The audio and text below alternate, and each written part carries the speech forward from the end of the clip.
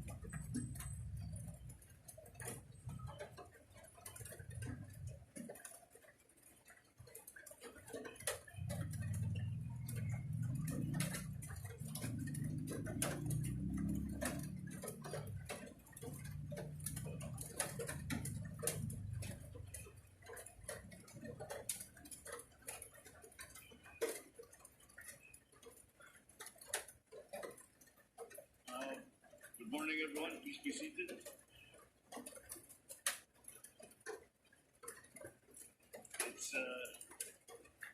It is good to be home.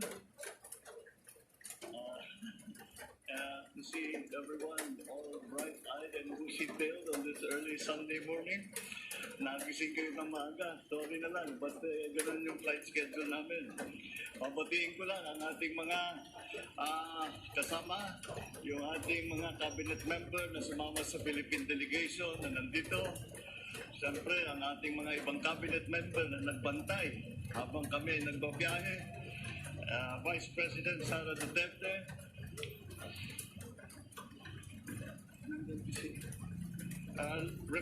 Pasay City Long District Representative Antonio Calixto, the AFP Chief of Staff, Lieutenant Bacaro, and Major Service Commanders, other distinguished guests, ladies and gentlemen, good morning. I am pleased to report to you and the Filipino people the main outcomes and results of this working visit of ours to New York from 18 to 24 September. My first activity upon arriving in the United States was to meet with the Filipino community. And their smiles, their songs, and their welcoming took away the weariness of a 16-hour flight from Manila. And in our meeting, I thanked our kababayans who came. Some came from Canada, some came all the way from Florida. And I thank them for the work that they do and their contributions to the communities in the Philippines and in the United States. I also, once again, expressed my respect and my admiration for their commitment to the future and welfare of their families, including those who are still back home here in the Philippines. I also took the opportunity to share with them some of our priorities and plans under this administration and their important role in the work ahead. I also emphasize that by working together, we can build a better future for our country and our people. The main event of this visit to the United States, to New York specifically, was to deliver our national statement at the 77th session of the General Assembly on 20 September in the United Nations. In my speech, I articulated the role we see for the Philippines working with the United Nations in building a brighter future for our people and a safer and more just world for us all.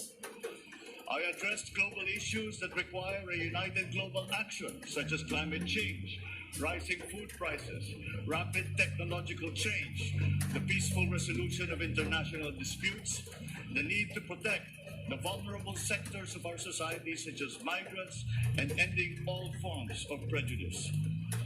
I also shared our experience in the farm peace process, boosting agricultural productivity and promoting human rights to the UN Joint Program on Human Rights. And I reiterated the Philippines' belief in the primacy of the rule of law as embodied by the UN Convention on the Law of the Sea, or UNCLOS. I also met with UN Secretary General Antonio Guterres, and we reaffirmed the necessary partnership between the Philippines and the United Nations. The Philippines is a founding member of the United Nations, and I intend to strengthen this tradition of Philippine engagement with the UN. I expressed interest in enhancing our role in UN peacekeeping operations, especially in the areas such as the Middle East, where we have a large concentration of OFWs. I also extended an invitation to the Secretary General to visit the Philippines in the near future. During the conference in the United Nations, I also held formal and informal bilateral meetings with leaders of our key partners, such as the US, such as Japan, and I shared with them the priorities of the Philippines to work with them in addressing food and energy security and climate change, amongst other many issues. Our discussions were very productive, and the members of the cabinet will now work to operationalize the many areas of cooperations that we identified. I met also with a number of business leaders from different U.S. companies during the week, and all of them committed to be a part of our development and economic growth. Together, we will be working on addressing some of our key economic challenges, particularly, once again, climate change, food security, energy security, to name but a few. There will be, I believe, good news to share in the next few months, particularly in terms of their plans to expand and further broaden their investment footprint in our country. Our discussion with the U.S. business community affirms the optimism with which international investors view the Philippines today. I also delivered a keynote address at the New York Stock Exchange and at the Philippine economic briefings, which drew institutional investors, senior corporate executives, fund managers, and entrepreneurs. At these meetings, I shared with them our vision for the future and how important it was to address the key challenges that continue to constrain the development of our economy. I also informed them about how we intend to deal with some of the fundamental problems in our food, energy, and broader economic security. I also emphasized the importance of peace and stability in the region and the important role of great powers like the United States, so that developing countries like the Philippines can have the space to achieve growth potentials. It was thus an honor to ring the closing bell on the trading floor of the New York Stock Exchange at exactly 4 p.m. in the afternoon of September 19th.